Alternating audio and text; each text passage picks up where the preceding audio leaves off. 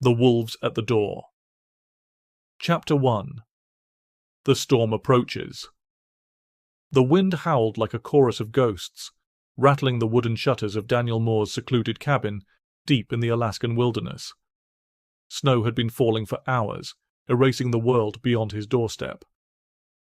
He sat by the fire, cradling a mug of hot coffee, the flames casting long shadows on the log walls. Winter was harsh this year, but he was prepared, stacked firewood, canned food, and enough supplies to last until spring. He preferred solitude, away from the noise of civilization. Out here the only sounds were the whispers of the trees and the distant calls of wolves. But tonight, something was different. A sound broke through the howling wind, low, desperate whimpers just outside his door. Frowning, Daniel set down his coffee and stood. He grabbed his rifle out of habit, though he doubted he'd need it. Carefully he unlatched the heavy wooden door and cracked it open. His breath caught in his throat. A pack of wolves, 3, maybe 4, stood in the knee-high snow, their fur matted with ice, their bodies trembling violently. Their eyes, usually fierce and untamed, were filled with something he had never seen before. Fear.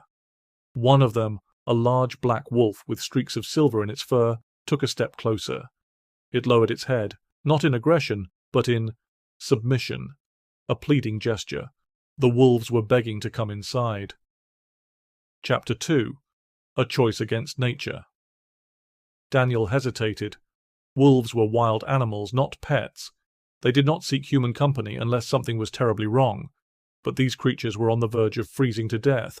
His instincts told him to shut the door, to let nature take its course. But his conscience whispered something else. "Ah, hell," he muttered, stepping back. He opened the door wider.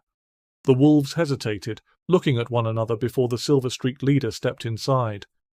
The others followed, limping, their bodies stiff from the cold. The warmth of the cabin enveloped them, and they collapsed onto the wooden floor, panting. Daniel locked the door behind them, half wondering if he had just invited death into his home. But the wolves didn't attack. They simply lay there, exhausted. Chapter 3. The silent packed hours passed. The wolves remained still, their breathing shallow but steady. Daniel moved cautiously, offering them a bowl of water and scraps of dried meat. The silver-streaked one, the leader, lifted its head and sniffed before accepting the food. The others followed suit. They were starving. As the night deepened, Daniel sat by the fire, watching them. The leader watched him back. It was strange, this silent understanding between man and beast. Then, just as his eyelids grew heavy, the black wolf stirred. It stood on shaky legs and padded toward the door. It let out a low growl, not of aggression, but urgency. Something was outside.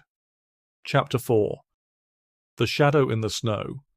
Daniel grabbed his rifle and peered through the frosted window. A shape moved in the darkness, too large for a wolf, too quiet for a bear. His gut tightened. He had spent years in these woods. He knew every sound, every movement, but whatever was out there, it wasn't natural. The silver-streaked wolf let out a soft whimper and pawed at the door, not to leave, but to warn him. Then he heard it, a slow scraping sound, like claws dragging against ice. Something was circling the cabin. Daniel stepped back, his pulse hammering. The wolves, despite their exhaustion, were alert now. They knew this presence, and they were afraid. Chapter 5. A Debt Repaid. The wind shrieked as something slammed against the cabin wall. Daniel tightened his grip on his rifle. The wolves growled low, pressing against him as if seeking protection. Then, silence. The fire crackled. His breath came in short, sharp bursts. Slowly he approached the door. He had to know. He unlatched it just enough to peer outside. Nothing. Only snow, stretching endlessly under the moonlight. But deep in the woods he saw something. 2 glowing red eyes, staring back at him. A primal terror crawled up his spine. This was no ordinary animal. The silver-streaked wolf let out a soft whine, nudging his leg. Then he understood. The wolves had not come to seek shelter.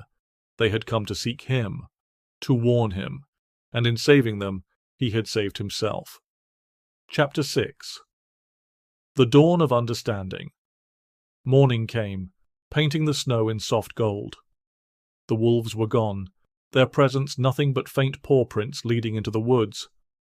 Daniel stood on his porch, rifle slung over his shoulder, staring at the place where the red eyes had been. The wilderness was full of mysteries, things beyond human understanding. He had always believed in nature's order, predator and prey, survival and death. But last night had changed something. He had helped the wolves, and in return they had protected him from something far worse. As he turned to go inside, a lone howl echoed through the mountains. Not a threat, not a warning, a thank you. And Daniel, for the first time in years, smiled,